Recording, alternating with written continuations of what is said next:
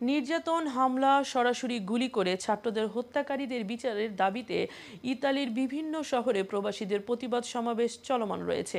প্রতিবাদ সমাবেশ থেকে প্রবাসীরা বর্তমান পাশাপাশি সরকার পতনেরও ডাক দিয়েছেন।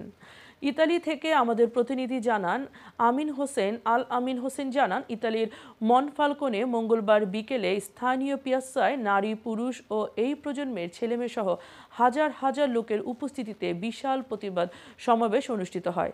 ইতালিয়ান সামাজিক সংগঠন AMI এর তত্ত্বাবধানে এবং সানি ভুঁইয়ার সার্বিক সহযোগিতায় এই প্রতিবাদ সমাবেশে মনফালকোনের বাংলা কমিউনিটির সর্বস্তরের জনগণ অংশগ্রহণ করেন। ইতালিয়ান নাগরিকরাও এই ঘটনার জন্য মর্মাহত হন এবং সহমর্মিতা প্রকাশ করেন। প্রতিবাদ সমাবেশে এই প্রজন্মের সন্তানেরা বিভিন্ন সরকার বিরোধী স্লোগানে মনফালকোনে পিয়াজ্জায় মুখরিত করে রাখে এবং ছাত্র আন্দোলনের প্রতি সংহতি প্রকাশ করে সরকারের প্রতি নিন্দা জানিয়ে প্রতিবাদী বক্তব্য দেন। বক্তব্য রাখেন সানি ভুঁইয়া, রফিকুল ইসলাম মোস্তাক, আর্তুরো বের্তোলি, ফরিদুল ইসলাম আনিস, নুরুল আমিন খন্দকার, হামিম হোসেন, জিয়াউর রহমান খান সোহেল, মাসুম আহমেদ, নাজনীন আক্তার সহ বিভিন্ন রাজনৈতিক, সামাজিক, ব্যবসায়ী ও আঞ্চলিক সমিতির নেতৃবৃন্দরা।